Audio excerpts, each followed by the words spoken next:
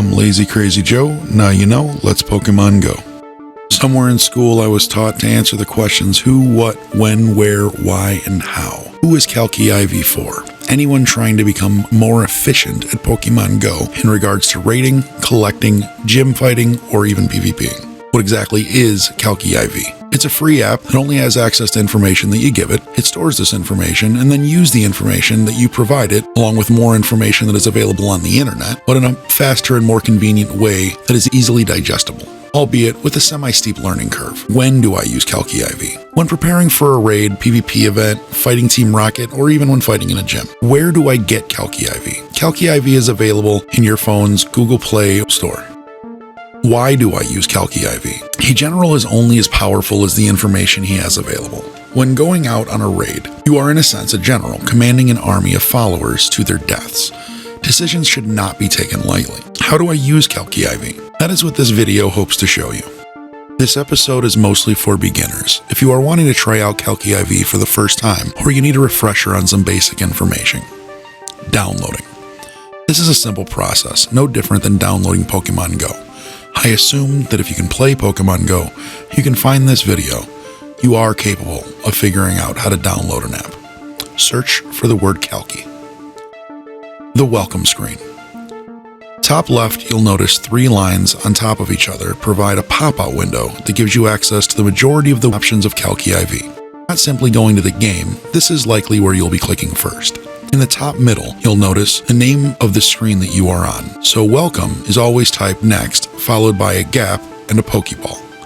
This ball is often on other screens and is one of the ways of swapping to the game immediately. To the right, 3 dots this time. These 3 dots are for the remaining options that the 3 lines do not cover. These are export, import, backup, which is potentially very useful.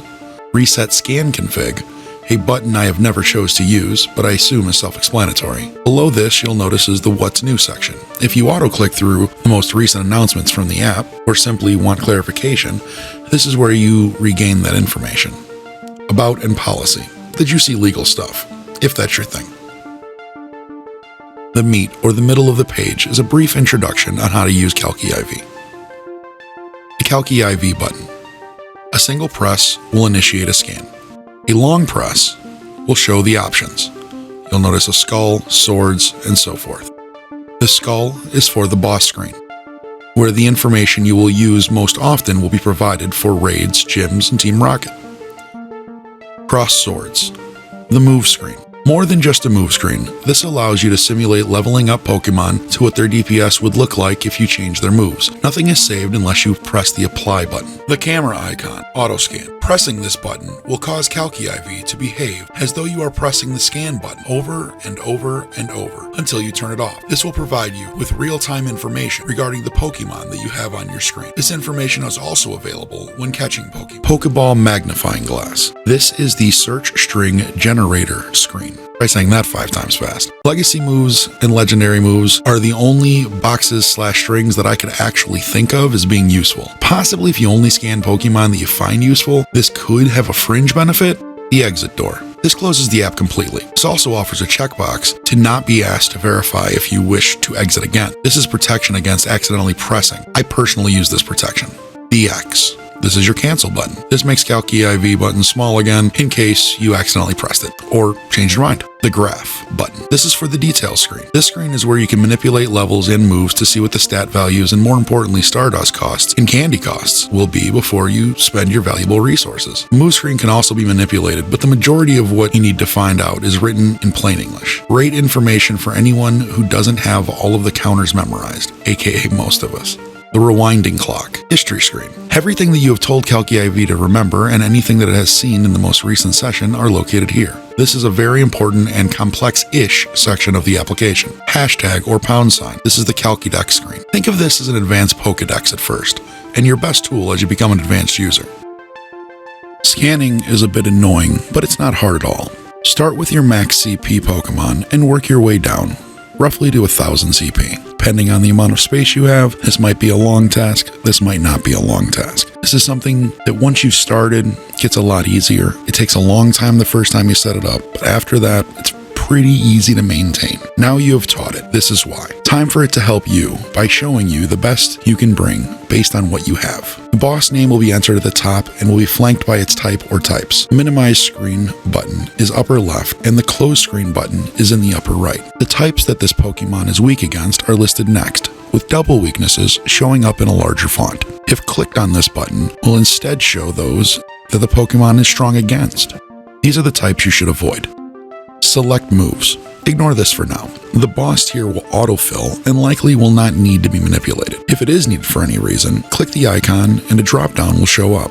The shaking hands icon is for those who know what their highest friendship level will be with others in the raid. This is especially useful if you run with a friend on a regular basis, as best friends provide some great boosts to damage.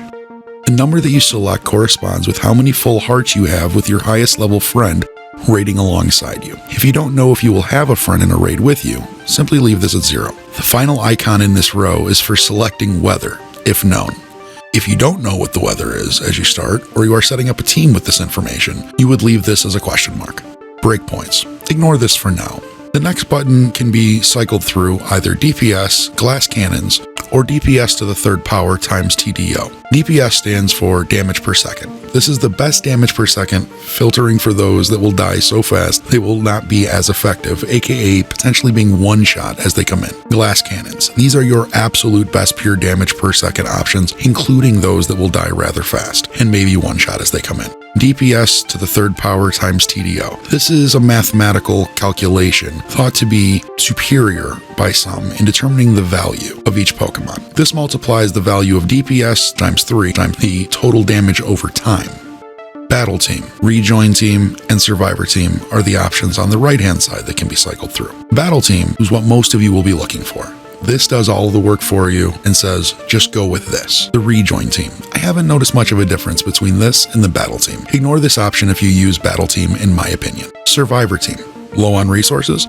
Just want to survive as long as possible? This is the team for you. How to use the team. Calcy IV automatically stores information about the team you have selected. Simply go into a raid and click to change the recommended team, or go to the Create a Team screen located by swiping right or clicking on the Teams option while on the Pokemon screen. Select the search icon at the top of the screen and paste the string that has been created for you. Click OK and then reopen the boss button. Minimize and you can place them in the correct order. If you don't care about the order, feel free to place them in any order that you choose. The team listed at the bottom will be the first one you see when in a raid, and the one above that second, and so on. If you entered this from the recommended screen, you can name and save the team if you have room. You only have so many team slots, so I recommend only saving a few teams per boss and only having 1 or 2 5-star bosses prepared for at a time. As your collection grows, you will need to update teams at times. If you watched all the way to the end, I really appreciate that.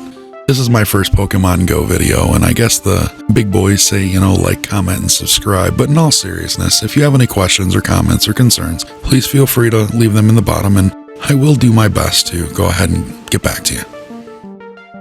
Thanks for watching. Have a great day.